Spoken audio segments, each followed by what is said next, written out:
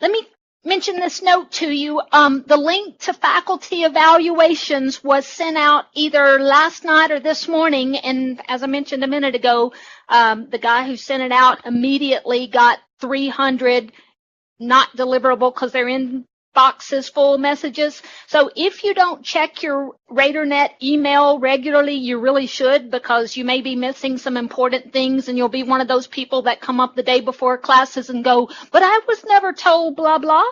Well, yes, you were. We tried to send it to your RadarNet and it bounced back, or it's sitting there in your RadarNet and you didn't check it. Email is the primary way that Roane State communicates with you, and that I communicate with you if I need to. So you should develop the habit of checking your RadarNet email every day. If you're not in that habit, then you probably do have a full inbox. Go in there and delete all. You don't even have to delete them one at a time. I don't remember exactly what button you click, or click on the top message and hold down shift and click on the bottom message. It'll select them all and then hit delete. You don't have to delete them one at a time, but clean out the inbox and receive this message with the link to the faculty evaluation. They're anonymous. I have number one, I don't even get the results until long after you get your grade and are gone. I get them sometime in January. Anytime there's a number one, there's a number two. So what was the other thing? Oh, and even when I do get them, they're anonymous. I have no way of knowing who marked what. But it provides good feedback for me. If you can say specifically what helped you in the class, or specifically what you felt would have helped you in the class, that's great. But it's really bad if folks aren't diligent about filling out their faculty evaluations, and the only one who evaluates me is the one person who hates my guts. That's not good. I need the rest of you. I need the rest of you to evaluate me as well. So please do that. It won't take but just a minute. Full-time faculty only have to have one class per semester evaluate them. Part-time faculty have to do the evaluation in all their classes. So it's important to your instructors that you do those faculty evaluations. All right. Before 6.3, let's look at some problems that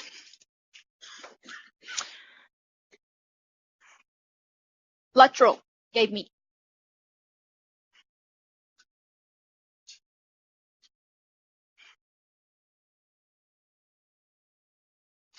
Are you sure that that wasn't a 32? Because I'm thinking that would make the problem easier. It may have been 33. Let's think about it. This is similar to the last problem that I did in class, only it had e's in it instead of 4s and 16s. What is our strategy here? How do we begin trying to solve that equation for x? First, you try to get both sides having the same base, and if you can't do the problem in this section. Later, we'll figure out what to do, but right now, the only exponential equations that we can solve are those that we can write having the same base. I recognize 4 and 16 as both being powers of 4. Now, they're both powers of 2 as well, and you can solve the equation either way, but it'll be simplest if I find the biggest base that they have in common. That way I only have to change the right-hand side. I'll change the 16 to 4 squared. But that's still base 16. As long as those parentheses are there, I still have base 16, not base 4. So how do I remove the parentheses? When I raise a power to a power, I multiply the exponents. That gives me 4 to the 8x, and then what?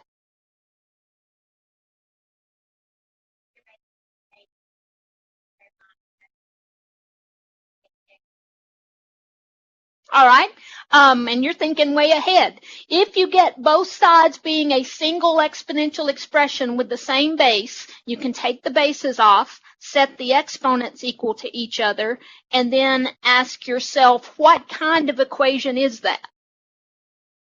Quadratic. Good, because if it was linear, I wouldn't get it set equal to 0. But quadratic, I do need set equal to 0. And I am willing to bet you a Snicker bar that that is supposed to be a 32. Because if this was a 32, it would factor. Factors of 32 that have a difference of 8 are 4 and 8. If it won't factor, how am I going to have to solve it? Quadratic formula. All right. So from there, either you have a typo or you're going to have to use the quadratic formula. You could finish it from there, Caleb? Okie doke. What about this? Factors of 33. 33, 1 and oh my gosh. You know why that wouldn't work though, Kevin? For just a minute, I thought you absolutely had it. 11 and 3. But those have, wait, it does work. It does work. Those do have a difference of 8. Well, I'm embarrassed. X minus 11 times X plus 3. I had my mind set on what I thought it should be instead of what it is. Yeah, that checks. So you do get two solutions, positive 11 and negative 3. All right, I was just thinking, oh, it ought to be a 32. Okay, well, if I hadn't marked that one out, I wouldn't have to write it down again. What do you realize all of these bases having in common? They're all powers of 3. The 9 is 3 squared. The 3x to the squared is all 3 to the x squared is already base 3. What power of 3 gives you 81? Yeah, 3 to the 4th. But this is still base 9 and this is still base 81 until I remove the parentheses. By saying when you raise a power to a power, you multiply the exponents. And this problem just has one step more than the previous problem. Even though I have all factors having the same base, I don't have a single exponential expression with the same base. Somehow I have to combine these two factors into just one. When you multiply two expressions with the same base, what do you do with their exponents? You add them. So that left-hand side is 3 to the, you could either write 2x plus x squared, or I prefer to write x squared plus 2x.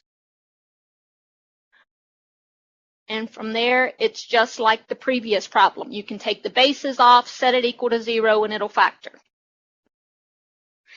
And then this one is very similar. Did you train yourself not to stop breathing when you saw an E? Have you mastered that yet? Keep breathing. Just go, it's about 3. It's about 2.7. So this problem is very similar to this problem. Instead of base 3, it's base E, but E's almost 3, so I should be able to solve it the same way. How about that last factor? How could I write that so that it was just e to the something instead of 1 over e to the something? And what would that right-hand side be when you multiplied e to the 5x times e to the negative 4? As a single expression, what would it be? E to the 5x minus 4. After that, you take off the bases, set it equal to 0, and factor. Seems like that's a possibility. All right.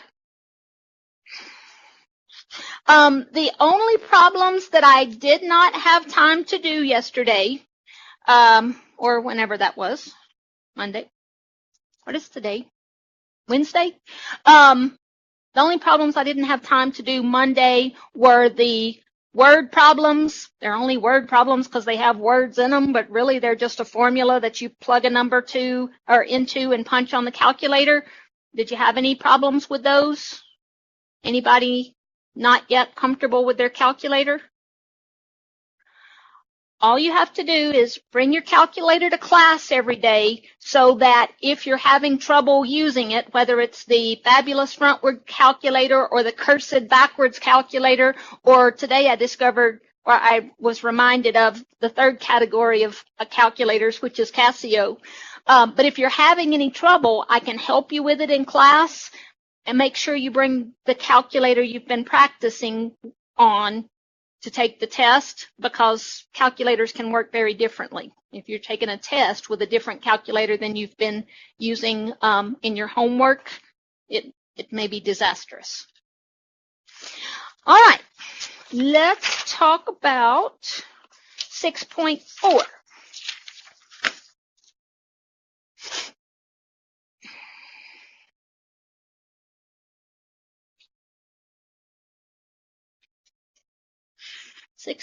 Logarithmic functions.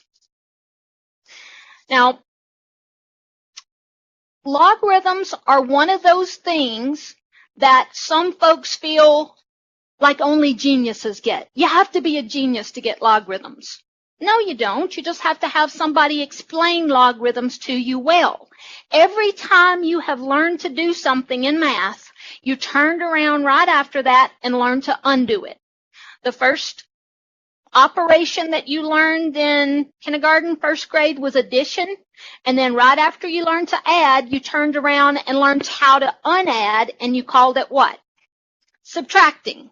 And then, I don't know, second or third grade, you learned to multiply, and then you turned around to unmultiply and called it dividing. All right. And then you learn to do exponents, such as you learn to square something, and then you learn to unsquare it, square it by taking a square root. So this has been your pattern, whether you realized it or not, your entire mathematical career. You've learned to do something, then you've learned to undo it. Well, today's no exception. Monday, we learned how to exponentiate. Wednesday, we learned how to unexponentiate. And we call unexponentiating taking logarithms. That's all a logarithm means. I could explain to you that log base 3 of 9 just means find the exponent of 3, which would give you 9. Squint about it for just a second. What exponent of 3 would give you 9? 2. That's what log base 3 of 9 is. It's 2. It's just the exponent of the base that gives you whatever you're taking the log of. Let's look at the official definition.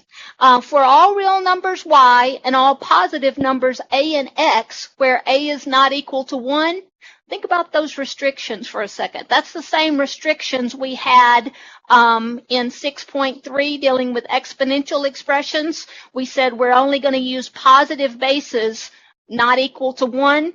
Same thing here. And in logarithmic form, in exponential form, we said the exponent can be anything. The exponent can still be anything here. So under those restrictions, y equals log base a of x if and only if x equals a to the y. Let me tell you what that's just like. When you first learned, for example, cube roots, the cube root of 8 is 2 if and only if. The mathematical way to abbreviate if and only if is IFF. Cube root of 8 is 2 only if I can change that to 2 cubed and it gives me 8. And it does. We just had to learn what indices meant on a radical, and what exponents mean, so that we can go back and forth. You give me one of these, I can change it to the other. That's the exact thing that you have to do with logarithms. If I give you exponential form, you learn to change it to logarithmic, or if I give you logarithmic form, you change it to exponential. And you go back and forth by using this definition. First thing to note is that you read this, y equals log base A. I want you to go home, lock yourself in a closet, and say that about 5 times, because I don't want anyone saying log with that little a down there. That little a down there is the base. So y equals log base A of x. When you change that to exponential form, or you said base A is the base in exponential form. Y in exponential form is the exponent of the base. In logarithmic form, it's on the side by itself. Y is the exponent of A, which gives you x. So when you see log something, something, something, you need to go, ooh, that's an exponent. It's not written in the air, but it's an exponent. I may be looking for that exponent. When you see y equals log base A of x, make sure you can read it. Even more importantly, make sure that what's going through your head is y is the exponent of A, which gives you x. For example, if I write 5 equals log base 3 of 243, that means 5 is the exponent of 3, which gives me 243. You can check it by changing it to exponential form. 3 to the 5th, that'll give you 243, and it does. Second big important note, you cannot take the log of 0 or a negative number, because as long as we're using positive bases, there's no exponent of a positive base that can give you a negative. If I say, what power of 5 would give you negative 25? You should go, there's no exponent of 5 that's going to give you a negative. You raise 5 to a power, you're always going to get a positive. The same thing if I say, what exponent of 5 gives you 0? Well, there is no exponent of 5 which gives you 0, because 5 to the 0 is what? 1. So there's no power of a positive number that will give you 0 or a negative. Therefore, you can't take the log of 0 or a negative. So far, there's only been one situation in math that has caused us to write undefined. What causes us to write undefined if we see what? 0 in the denominator. If I was using the slope formula, for example, and came up with m equals 10 over 0, I wrote undefined because there's no number you can multiply times 0 to get 10. The same thing here. If I see on a test log base 7 of 0, undefined is the word I want to write because there is no exponent of 7 that gives you 0. And big note number 3, in the expression y equals log base A of x, x is called the argument of the function. And without an argument, that doesn't mean anything. If I just say y equals log base A, I'm waiting on somebody to finish the sentence because y equals log base A doesn't make sense. It's like if I walked up to you and said, what's the square root?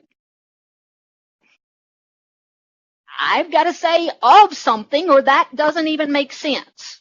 And the exact same thing with log. Y equals log base A without something after it makes no sense. The reason I say that is because sometimes I have folks solve an equation like log base 3 of x equals 9.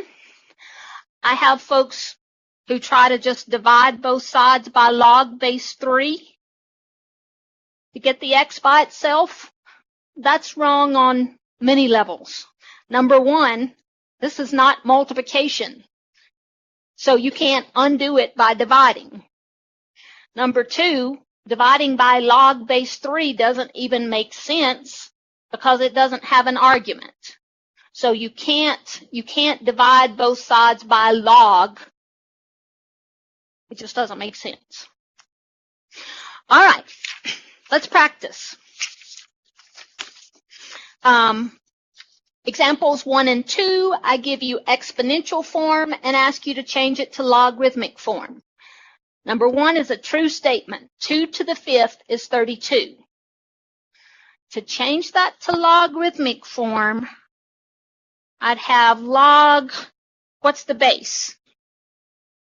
Same thing the base is here. The base in this exponential expression is 2, so the base of the logarithm is 2. Now, one way to keep straight where the 5 and the 32 go is the exponent's always on a side by itself. The log of something equals an exponent, so the 32 must go here, and the 5 is on the other side. No, you could write 5 equals log base 2 of 32, and that would be the same thing. But you couldn't write log base 2 of 5 equals 32. This logarithmic expression means 5 is the exponent of 2 that gives you 32, so it means the same thing as this. 10 to the negative 4 equals 0.0001, also a true statement. In logarithmic form, it would be log base what? Same thing the base is here, 10. Of what? It's got to be the 0.0001 because I know the exponent is what the log equals. This is two different ways of writing the same thing, just like 1/4 and 0.25 are the same way of writing, or different ways of writing the same thing.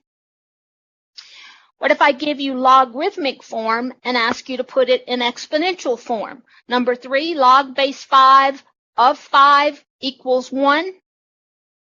If I change that to exponential form, what's the base? Same thing the base is here, 5. What's the exponent? Well, it's what the log equals, so 5 to the 1st equals this argument, and sure enough, that's a true statement. 5 to the 1st is 5.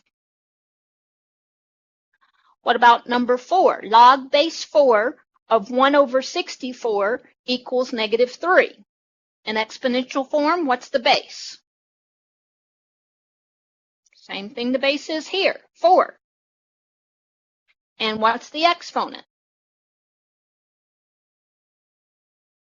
It's what the log equals, negative 3. And so 4 to the negative 3 equals 1/64. Why is that a true statement? What does 4 to the negative 3 mean? 1/4 cubed, and 4 cubed is 64.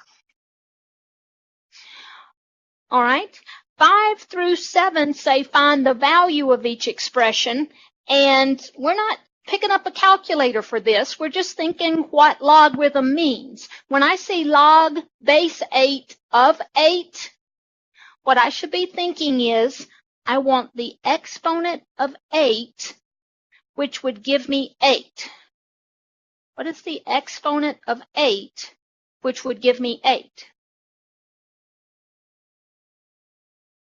What if I had said log base 10 of 10? What's the exponent of 10 that would give me 10? What's log base 5,000 of 5,000? What's log base duck of duck? Log base anything of itself is 1, because anything to the 1st still is itself. Number 6, log base 6 of 1/216. How can a power of 6 give you 1 over something? The only way that can happen is if the exponent is negative. So I know it's negative. I just have to figure out what power of 6 gives me 216. Well, you could punch on your calculator if you needed to. 6 times 6 times 6 times 6. Just see how many times you have to enter 6 to get 216. It's 3. 6 times 6 is 36. It only takes one more 6 to get to 216. So log base 6 of 1 over 216 is negative 3. I'm going to say because 6 to the negative 3 equals 1 over 216. And you don't have to write that in your homework or on the test, but I do want your notes to make sense when you get home. This is why that answer makes sense. It checks. What about number 7? Log base 1/3 of 9. How can a power of 1/3 possibly give me a whole number?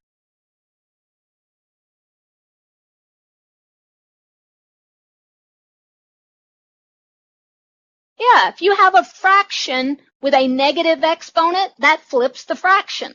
So this is going to be a negative answer as well. And what power of 3 would give me the 9? 2. If you're uncertain, all you have to do is see if it checks. Log base 1/3 of 9 equals negative 2, because what would that mean in exponential form? The bases. 1/3. The exponent is negative 2. And does 1/3 to the negative 2 give me 9? The negative would flip it to 3 over 1, or just 3, and then squared would give me 9. That's all there is to it. I taught my girls baby logarithms when they were 8 or so, just to keep them from being afraid of them in Algebra 2 in high school if they had a scary Algebra 2 teacher. If you understand that it's just an exponent, you're good at exponents. You can figure it out. All right. The next set of directions say find the domain. We've seen those words before. What has it always meant? That was the specific domain of a quadratic function. On the last test, when we had quadratic functions, the domain was negative infinity to infinity, but certainly that's not true for all functions. Just quadratic one, well, many functions, but not all functions. What does domain mean? What you can let x be, all right? For example, if I gave you the expression 1 over x minus 2 and said, what is the domain? Well, you'd say x could be anything except for what? 2. So the domain of this expression would be all real numbers except 2, or we might write it just x can't be 2. That implies it can be anything else. So when we're looking at rational expressions, we know what to watch out for. What we're watching out for is 0 in the denominator. We cannot let that happen. What can we not allow to happen in this expression? What could I not take the log of? Look back up at the top of the page and tell me what I can't take the log of. I can take the log of 1. Let me see. If I say log base 5 of 1, what's the exponent of 5 that gives me 1? Ooh, good job. So I can take the log of 1. That's not a problem. 0 and negative numbers. I can't, here's the note, you can't take the log of 0 or negative numbers because for any positive base, there's no exponent that's going to give you 0 or a negative. In other words, with logarithmic functions, we could just say the domain is whatever keeps the argument positive. How do you write positive as an inequality? Positive numbers are all numbers which are greater than 0. So just take the argument, whatever it is,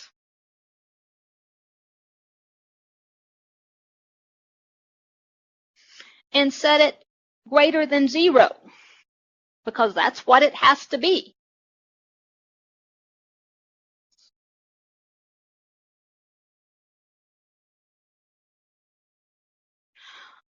On number 8, the domain of this function, what I can let x be, what could I subtract 1 from and still get a positive answer? 2. Anything greater than 1. 1.5 would be okay. 1.000001 would be okay. But x has to be greater than 1, or else when I subtract, I'm going to have an expression that's undefined. That one was pretty easy to do in your head, but if it hadn't been, you would just set the argument, which is x minus 1, greater than 0, and solve that inequality. Add 1 to both sides. There's your x has to be greater than 1. It's absolutely fine if you leave your answer like that, or in interval notation, that would be 1 to infinity. Why does the 1 have a parenthesis on it instead of a bracket? It's not included. I can't let x be 1, or I'd be taking the log of what? 0. And all kinds of alarms and sprinkler systems go off when you try that. Number 9 is just a squint hard and think about it problem. I could give you a million more like number 8, and you'd just say arguments greater than 0 and solve for x, no problem. What about this one? What kind of numbers could you raise to the 4th power and still get a positive? All right, definitely if you raise a positive to any power, you're going to get a positive. But even if you raise a negative to an even power, you're going to get a positive. I didn't say x couldn't be negative. I said the argument can't be negative. So it looks like x can be positive or negative as long as I'm going to raise it to an even power before I take the log. So why isn't the domain all real numbers? What? It can be negative, it can be positive, but there's one number that's neither positive nor negative. It can't be 0. Because even if you raise 0 to the 4th power, you're still going to be taking log of 0, and you can't do that. All right. I want you to understand the usefulness of logarithms. Just like once you learned addition, you immediately saw you may not, I may be exaggerating here, but I'm going to play like you immediately saw, hey, maybe I'll need to undo that sometime. Maybe there ought to be a takeaway instead of an add to. Well, there is. It's subtraction. As soon as you learn exponents, it's quite a stretch to say you might have been thinking, I might need to undo exponents someday. But that's exactly what logarithms do. Undo exponential expressions. Now, there are 2 logarithms that occur so often in nature and in man-made applications that they get their own special names. Just like the exponent 2 has its own special names, you don't usually say 4 to the 2, you just say what? 4 squared. The exponent 2 has its own special name. The exponent 3 has its own special name. What is it? Cubed. All right. The log base 10 and log base e crop up so often that they have their own special names. Base 10 logarithms are called common logarithms. Log base 10 of x, you'll probably never see that in a book because it's abbreviated as just log x. If you see log without a base, then that base is understood to be 10. Well, you're used to things being understood. When you just write x without a number in front of it, what do you understand its coefficient to be? 1. And what do you understand its exponent to be? 1. So when you see log without a base, you just have to know, oh, that means log base 10. So this first example, log of 142 without a written base means log base 10 of 142. Can you squint hard enough to tell me the exponent of 10 that would give you 142? Nobody grabbed the calculator yet? Can you squint that hard?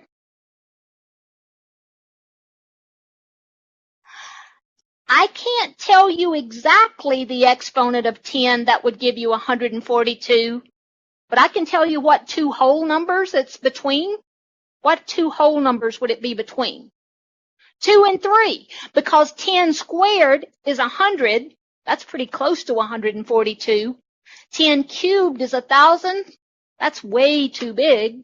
So that's why Kevin said, it's 2 point something. Maybe 2.2, maybe 2.4, but it's 2 point something, closer to 2 than to 3.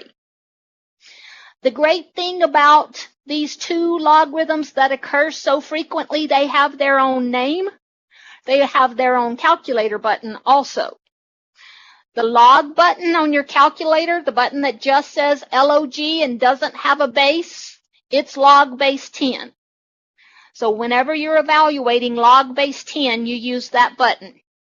If you have the fabulous frontwards calculator, you enter the log and then the 142. If you have the cursed backwards calculator, you enter the 142 and then the log. Either one's okay. You just have to know how your calculator works. Don't think we were told what to round to here, so somebody give me 4 decimal places. 2 point what?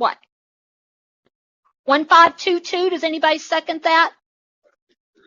Okay, it rounds up to 23. Miss Morgan? Okay. 2.1523. That's what Kevin guessed it would be close to, and he's absolutely right. The fabulous thing about taking logarithms is that you can check your answer. You could check your answer by raising 10 to the 2.1523 with your exponent button and see if it gives you something close to 142. Why is it not going to give you exactly 142? Because I rounded here. So it's not going to give me exactly 142, but it'll give me something darn close to it. What about the B part? Again, don't grab your calculator yet. Help me think of something. Log of 0.005832 means log base 10 of 0.005832. If no base is written, then it's understood to be 10. Now, I can't squint hard enough to tell you the exponent of 10 that gives you 0.005832, but I can tell you something about that exponent. How can a power of 10 possibly give you a number that's less than 1? It's negative. That may be all that I can guess on this one. I can guess that it's negative. I don't know exactly what. But if I punch this on the calculator and don't get a negative, I know something's wrong. All right, punch it. Log 0.005832. Negative what? 2.432. 42. 2.23.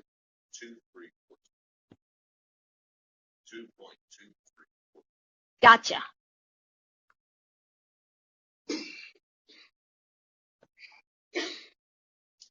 And it's checkable. You could raise 10 to the negative 2.2342. And sure enough, it gives you something darn close to 0.005832. Any questions? So this is one frequently occurring logarithm. It occurs so frequently, it's just called the common log. And then on the back, we have the natural log.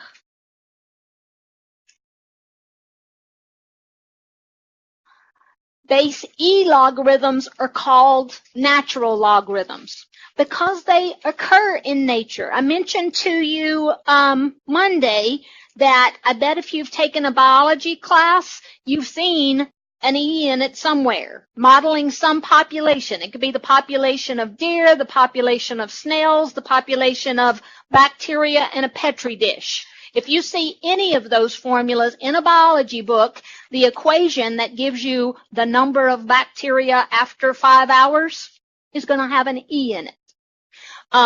So base E is called the natural logarithm, but it occurs a lot in nature. You'll never see, I don't think you'll ever see, log base E of X in a book. The abbreviation for log base E of X is natural log of X. You read that either natural log of X or ln of X. I've always wondered why it wasn't NL for natural log. Why it's, huh? Oh, I'm glad you said that because I giggle a little bit on a test if somebody writes that. I write,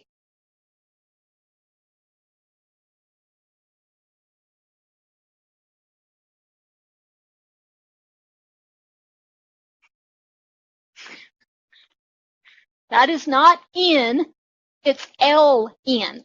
Use a cursive L if you need to. LN is the natural log of X. It's understood to be base E.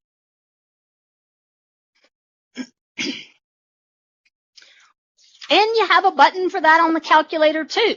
It's the LN button that you've had to press second or shift to get to the E in last night's homework.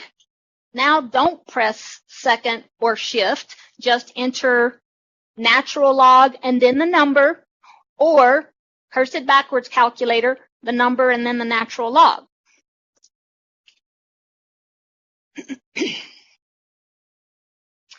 And give me, now I know you've probably already punched it, but I haven't. I don't know the answer yet. When I see log base E of 32, I don't panic. I go E is about what? To the nearest whole number. About 3? What power of about 3 would get me close to 32? I want a whole number. 3 to the what would get me close to 32?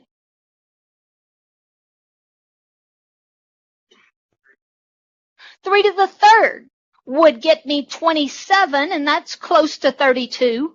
So I think this is going to be 3 point something, something, something, something. All right, because to check it, I'm going to raise E, which is darn close to 3, to whatever power, and it has to give me something close to 32. All right, tell me what you got. 3 point what?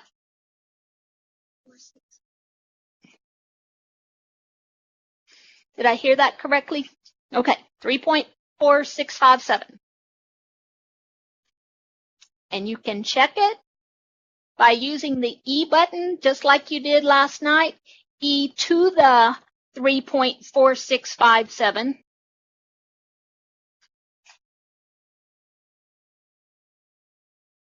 Better give you something darn close to 32.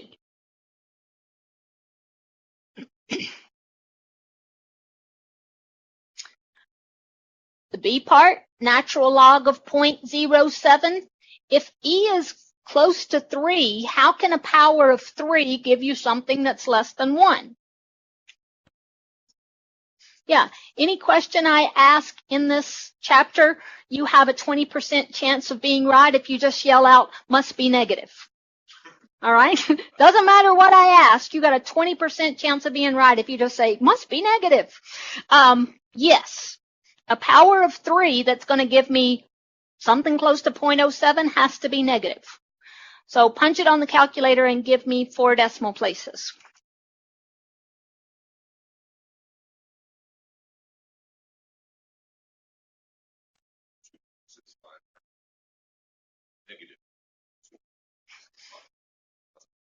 Yes, it must be negative. Is that right? Okay. And sure enough, you can raise e to that power.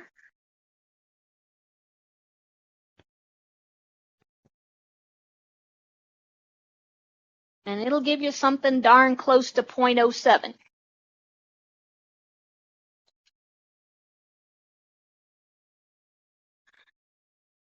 Now that we understand that log without a base, what's the implied base? If no base is written, it's understood to be 10. Or natural log is understood to be base e. We should be able to go back and forth between exponential and logarithmic form with common logs and natural logs. Write e to the 2.2 equals m in logarithmic form. I'm going to put in one middle step. If I didn't know that log base e had a special name or a special abbreviation, then I would treat this just like the previous problems, and I'd write log base what? E of what? M, because the exponent has to be what the log equals. Log base e of m equals 2.2. But I'm not going to leave that as my answer because I know that the abbreviation for log base e is what? ln.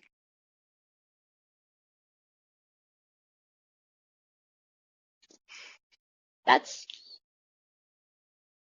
you don't, no, because you don't know what m is. It sounds like, Kevin, that you just solved for m, and you're right, and we're going to do some of that, but right now we're just changing it to logarithmic form.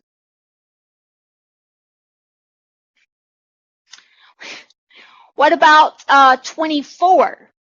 Change natural log of x equals 4 to exponential form. Well, I may need a middle step. I may not need a middle step. I'm going to write down one just in case you do. But the ln is just an abbreviation for what? Log, not of e, but base e, log base e of x. So what would that be if you wrote it in exponential form? E to the 4th equals x.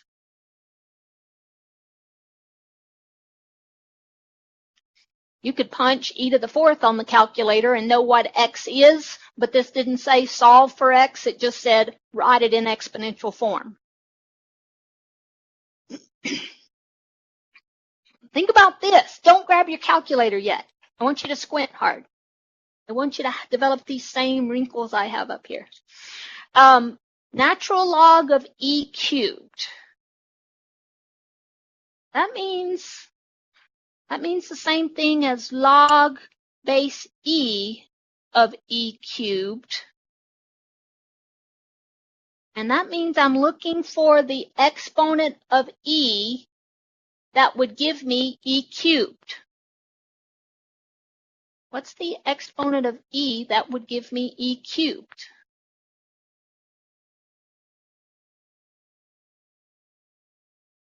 Three is the exponent of e that would give you e cubed. And now we're getting to the heart of this subject. This is why we say log base e or natural log and e undo each other. Because that could be natural log of e to the rhinoceros, and it would just be rhinoceros. Log, huh? Now graph it. Yeah. Yeah, the exponent of e that gives you e to the something is just going to be the something. 32 is a little bit harder, though. Even I can't squint and figure this one out.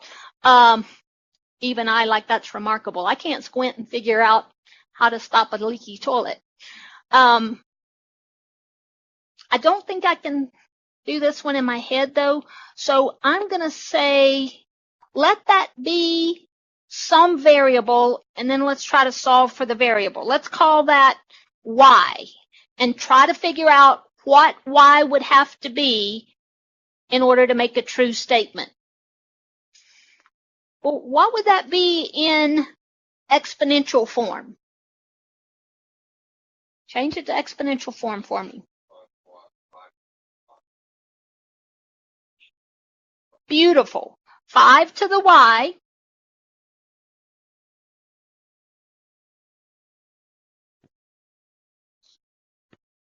equals cube root of 25.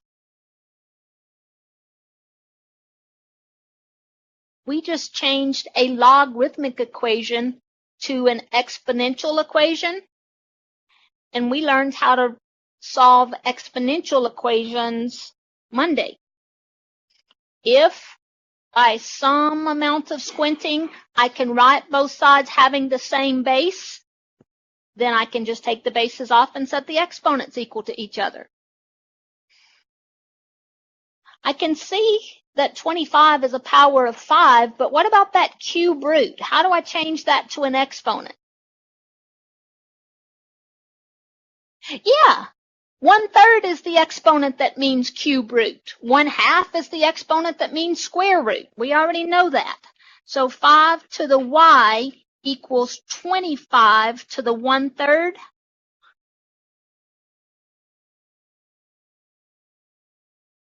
That's how I take care of the cube root. What should I put in place of the 25? 5 squared. Just write both sides having the same base. I didn't really have enough room there. 5 to the y equals 5 squared to the 1/3.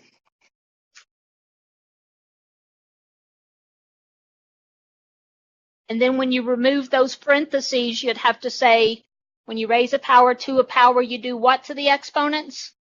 Multiply them.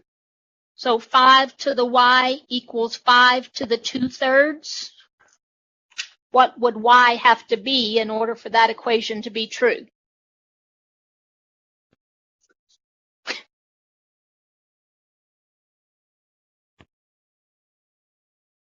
Once you have both sides written having the same base, just take the bases off and set the exponents equal to each other.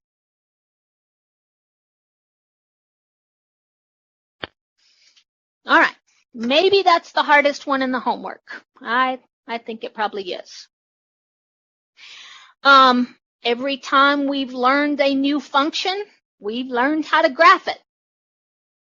And we always start with the very simplest of that type of function, and when we don't have any idea what it's going to look like, we make a table. The thing is, I don't have a log base 2 button on the calculator. What 2 buttons do I have on the calculator? Log base what? 10 and log base E. Those are the 2 buttons on my calculator, log buttons on my calculator. I do not have a log base 2 button. I think I might have to change this to exponential form since I don't have a log base 2 button on my calculator. If I just put y in place of f of x, which is always a legal thing to do, what would that be in exponential form?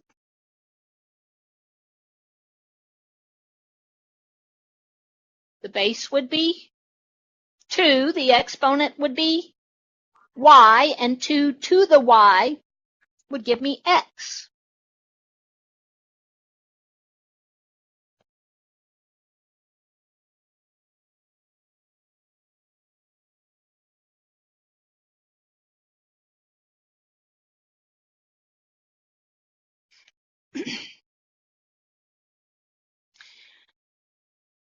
More often than not, the equations that we've graphed have had the y by itself.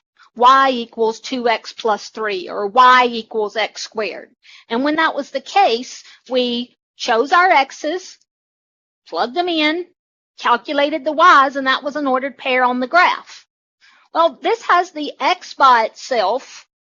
Is it just as good? if we pick the y's instead of picking the x's?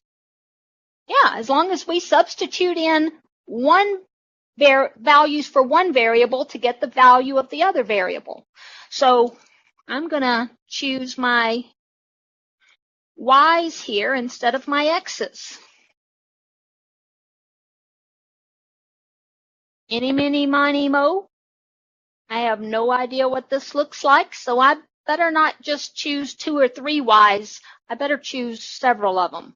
And I better use some positives, some negatives, some zeros if possible, to really get a good idea of what this looks like. So I'm going to use that y be -3, -2, -1, 0, 1, 2, 3. I think if I find those 7 ordered pairs, I'll know what the graph looks like. Let's start at the bottom and work our way up. If we let y be 3, right here, what's x? 8. If we let y be 2, what's x? Yep. If we let y be 1, 2 to the first is 2. If we let y be 0, what's 2 to the 0? 1. What's 2 to the -1? 1/2. 2 to the -2. 1/4. And 2 to the -3 is 1/8. So there are 7 ordered pairs that are on the graph of this logarithmic function. Let's plot them and see what they look like. My x's go all the way to 8.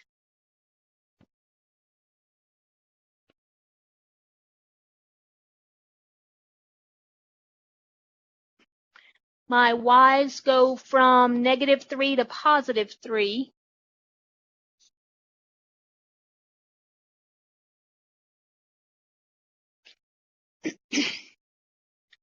When x is 1/8, y is -3. That's so darn close to the y-axis, it's hard to even put it there. When x is 1/4, y is -2.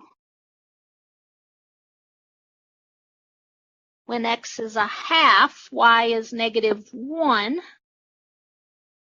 Not making much progress at getting away from the y-axis, are we?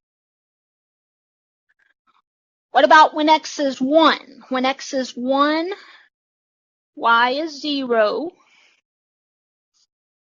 When x is 2, y is 1. When x is 4, y is 2. And when x is 8, y is 3.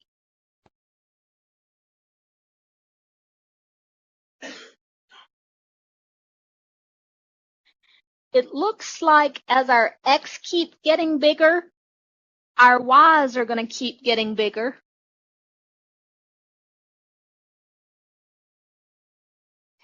About like that. But what about when our x's keep getting closer to 0?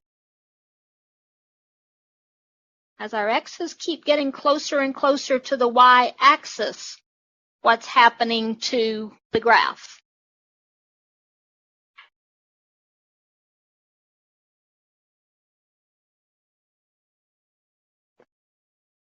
Maybe I didn't ask that question in a way that it was easy to answer. Let me just tell you what I was looking for. As x's get close to 0, which is the y-axis, your y's take off to -infinity very quickly.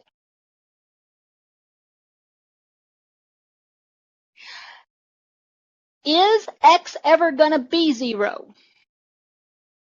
You can't take the log of 0. So you cannot let x be 0. In other words, this graph has no y-intercept. it never touches the y-axis. It gets closer and closer, but it never touches it. So what does that mean the y-axis is? Don't make me do my MC Hammer. What do you call that line you can't touch? Asymptote. The y-axis is a vertical asymptote because the graph's going to keep getting closer and closer to it, but never going to touch it. So let's see what all we need to write down. I don't think I want to write that down. Just the vertical asymptote is the y-axis, or what's the equation of the y-axis? It's a vertical line, so how does its equation begin? What's the equation of a vertical line look like? Nope, that's horizontal. X equals something, and if it goes through the origin, what does X have to be? Yeah, X equals 0 is the y-axis.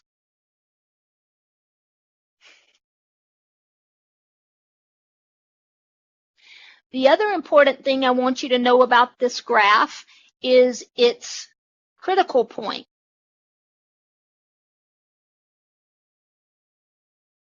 What was the critical point for the exponential function?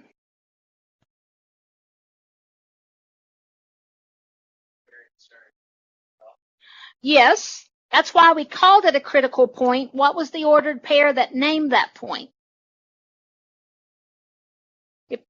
If the graph hasn't been shifted or reflected, anything to the 0 gives you 1.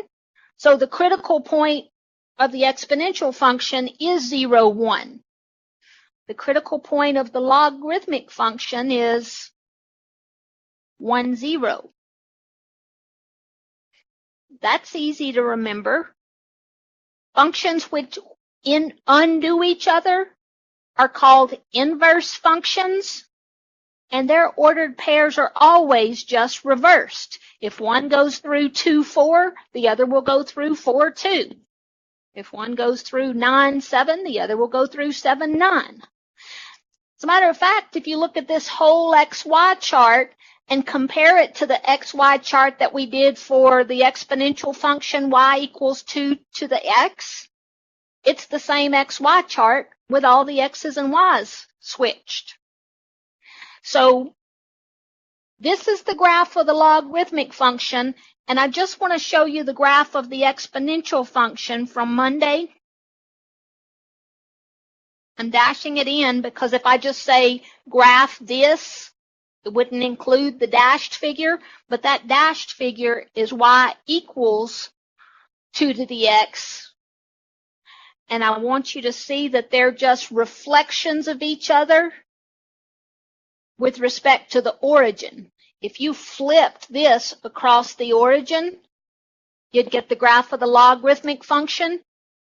And that's true anytime you graph something in its inverse. To graph exponential functions, I told you that all you had to know was the critical point, the asymptote, and the general shape, and then just apply what you already know about shifting. The same thing is true with logarithmic functions. We're never going to make this big XY chart again. If I see a logarithmic function, I'm going to say, what's its critical point? 1, 0. What kind of asymptote does it have? Vertical asymptote's the y-axis, and here's the general shape, and then just shift it left, right, up, or down using all the things I already know. So let's graph example 2 without a big XY chart. That 3 is subtracted from the x before you take the log. If I say evaluate this expression for x equals 5, you would say 5 minus 3 before you took the log. Does that make you think that 3 is a horizontal shift or a vertical shift? What's done before you apply the function, whatever the function is, has always been our horizontal shift, and it's always worked the opposite of what we expected. So subtracting 3 actually moves the graph how? To the right 3.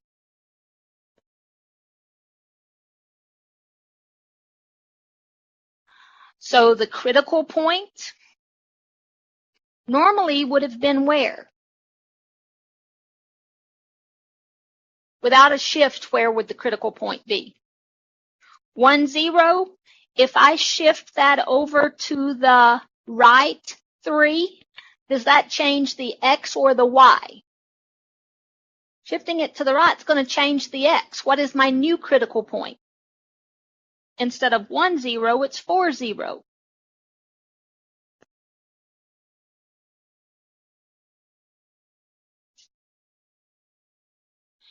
If I shift the rest of the graph to the right 3, is that going to affect the asymptote? Yeah. If the graph goes to the right 3, the asymptote goes to the right 3. So that asymptote, instead of being x equals 0, would become what? X equals 3.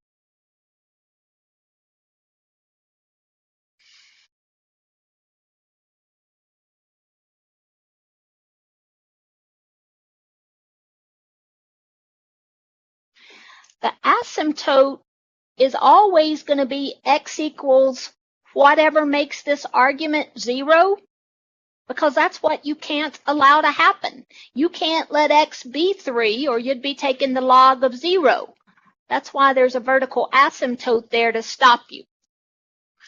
And then you know the general shape of the logarithmic function, and that's good enough.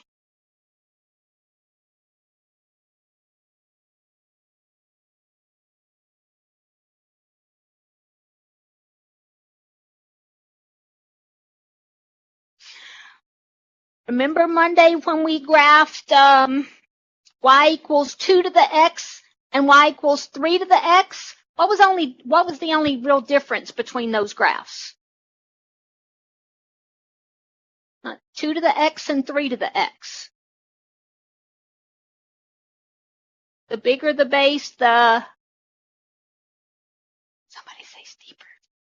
Steeper the graph. Right. The bigger the base, the steeper the graph. We graphed 2 to the x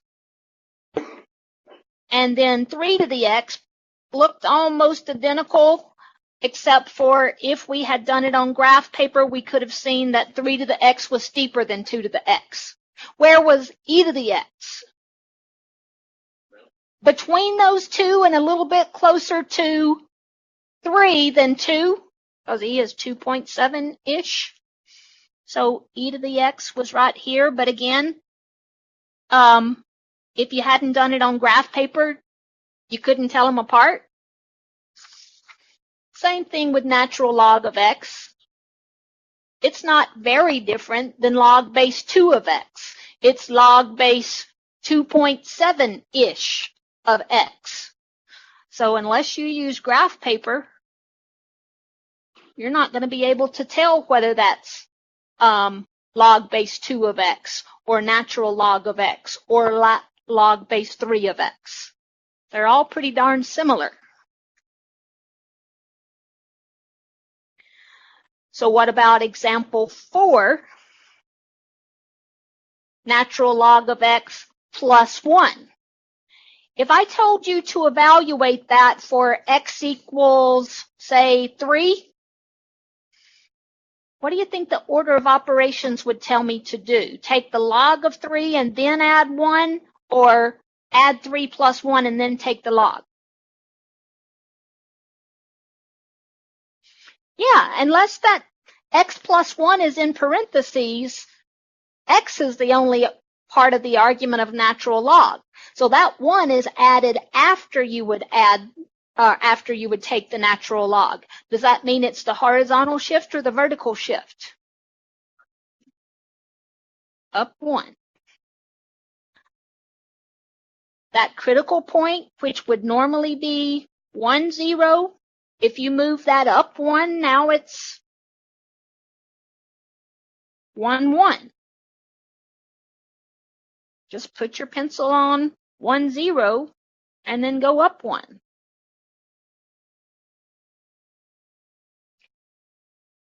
Is a vertical shift going to affect a vertical asymptote? You can move the y-axis up and down all day long, and it'll still be the y-axis. So the vertical asymptote is still x equals 0, and the general shape of the graph hasn't been changed. Its critical point's just moved up 1, that's all. Just like exponential functions, to get full credit on the test and in the homework, you have to show the vertical asymptote. If you don't show the asymptote, I don't know that you know it's there. If I had time to pull this up on the computer and show you what a graphing calculator would do to this, graphing calculator looks like the function just stops. I have people give me that on the test. Well, it doesn't just stop. It just gets so close to 0 you can't see it anymore. And if you don't know that and you just copy down what's on the graphing calculator, you're wrong. All right. We can actually, in 5 minutes, talk about solving logarithmic equations, but let me zip to my office and take the word problems off tonight's homework. I'll put them on next week's homework because we're not going to have time to talk about those yet. All right? If you won't start your homework for about 5 minutes after class, I'll take those word problems off. But here is, I want you to be able to do through solving equations. And we're going to do this super fast. Number 90, log base 3 of 3x minus 2 equals 2. I'm thinking, man, I don't know how to solve logarithmic equations. If only there was some way it was just an exponential equation. Guess what? There is a way. I can change it to an exponential expression. What would that be as an exponential expression? Yep.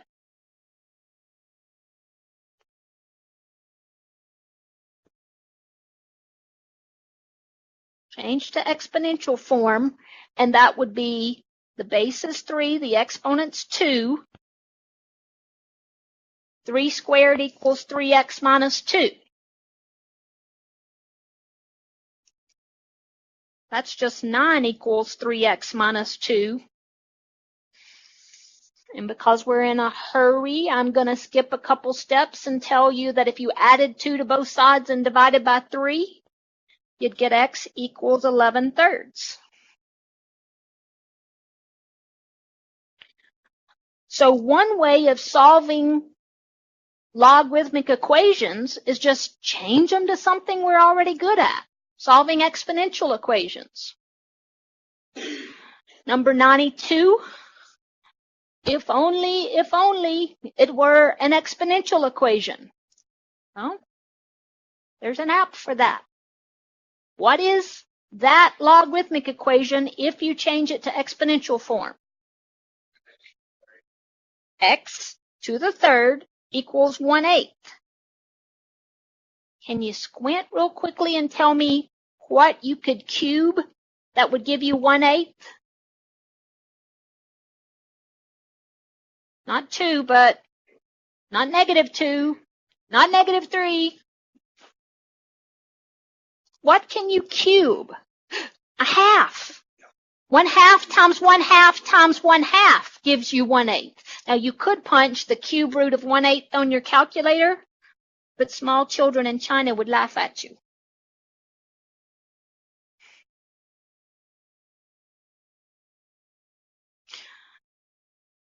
Number 94.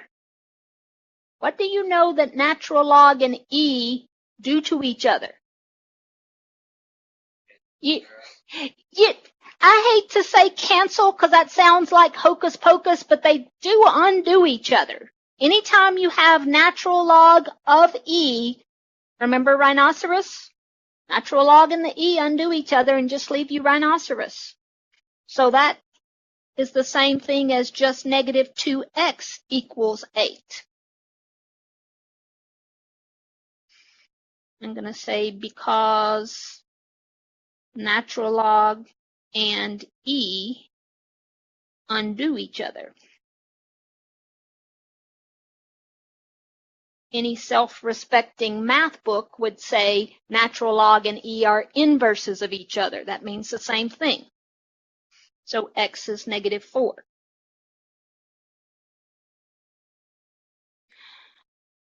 Number 98. Squint real hard at that left-hand side.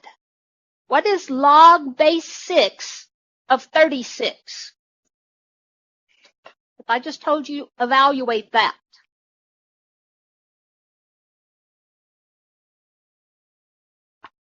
What? I just can't hear you. So what is the answer? The single number, 2. Log base 6 of 36 is 2 because 2 is the exponent of 6, which would give you 36. You can just put 2 in the place of log base 6 of 36, and then that's just solving a tiny baby linear equation. Because we're in a hurry, I'm going to skip and tell you that'll give you 1/5. Your conference is scheduled to end in 2 minutes.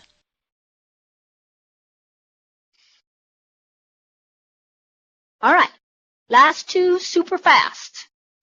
Let's skip to 104. I'm not going to finish it. What would that be in exponential form? Yep. Blah. Blah. Is that what you meant? Blah. 5 squared equals blah. The base is 5. The exponent's 2. What kind of equation is that? Quadratic, because of the x squared. So we would just have to subtract 25 from both sides and then pray that it would factor, because if it won't factor, we're going to have to use the quadratic formula. I'm going to put QF ...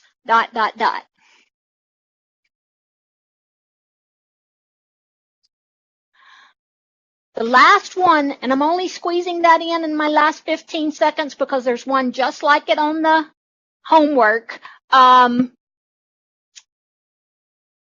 I can't squint hard enough to figure out 102, but somehow I've got to get that E down out of the air. What undoes E? Natural log? I can actually change that